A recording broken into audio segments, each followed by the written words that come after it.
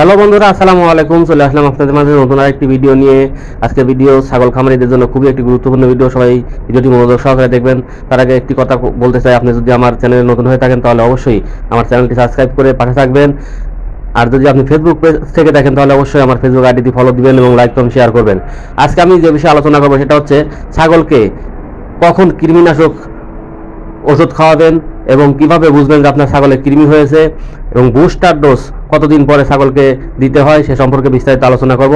সবাই ধৈর্য সহকারে ভিডিওটি দেখতে থাকুন। বন্ধুরা, আমরা যারা ছাগল পালন করি, ছাগলের খামারের সবচাইতে বড় একটি সমস্যা হচ্ছে ছাগলের কৃমি জনিত সমস্যা। আর কিভাবে বুঝবেন আপনার ছাগলের কৃমি হয়েছে, কি কি লক্ষণ হলে আপনি বুঝবেন যে আপনার ছাগলের কৃমি হয়েছে।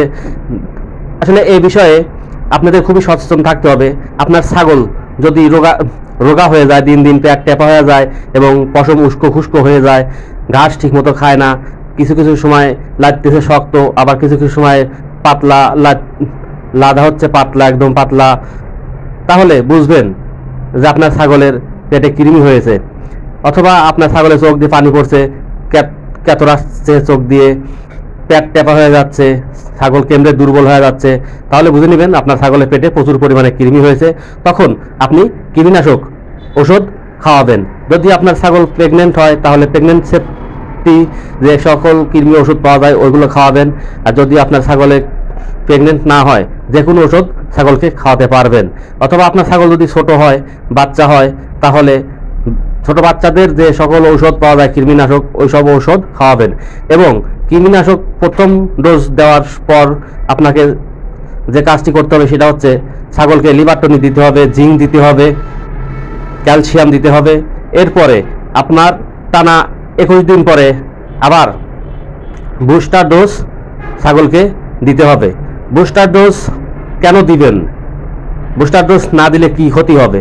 দেখুন, বুস্টার ডোজ না দিলে আপনার ছাগলের পেটে ধরুন 20টা কৃমি হয়েছে, আপনি প্রথম ডোজ দিলেন, 10টা কৃমি মারা গেল। পরবর্তীতে আপনি লিভার টনিক দিলেন, ভিটামিন দিলেন, জিঙ্ক দিলেন, ক্যালসিয়াম দিলেন, তখন দেখা যাচ্ছে যে পেটের মধ্যে সমস্ত কৃমি তো প্রথম ডোজে মরবে না। পরবর্তী যেগুলো থাকবে এগুলো এই ভিটামিন, ক্যালসিয়াম, জিঙ্ক পাওয়ার পরে এরা আবার প্রচুর খুব দ্রুত তাদের বংশবিস্তার করবে। এই জন্য বুস্টার ডোজ দিতে হয়। তো বুস্টার ডোজ কতদিন পর দিবেন? বুস্টার ডোজ 21 দিন পরে দিবেন। দেওয়ার পরে সেম আবার আপনাকে লিভার টনিক দিতে হবে এবং জিঙ্ক দিতে হবে, ভিটামিন, ক্যালসিয়াম, এগুলো ছাগলকে আবার একই নিয়মে খাওয়াতে হবে। পাশাপাশি আপনাকে ছাগল রাখতে হবে টনক জায়গায়। ছাগল স্যাঁতস্যাঁতে জায়গায় থাকলে অবশ্যই ছাগলের পেটে কৃমি একটু বেশি আক্রমণ করে। এই জন্য ছাগলকে কিন্তু টনক জায়গায় রাখতে হবে, উঁচু স্থানে রাখতে হবে, মাটি থেকে উঁচু স্থানে রাখতে হবে। তাহলে আপনার খামারে কৃমির আক্রমণটা কম হবে। তো বন্ধুরা, আপনারা অবশ্যই এই বিষয়গুলো খেয়াল রাখবেন এবং এই নিয়ম মেনে যদি আপনি কৃমি ডোজ দেন তাহলে আপনার ছাগল দেখবেন খুব দ্রুত গ্রোথ বাড়বে এবং তরতাজা হৃষ্টপুষ্ট থাকবে। তো আশা করি আপনারা সব বিষয়গুলো বুঝতে পারছেন। তো এরকম আরও ভিডিও পেতে অবশ্যই আমাদের চ্যানেলটি সাবস্ক্রাইব করে আমাদের সঙ্গেই থাকবেন।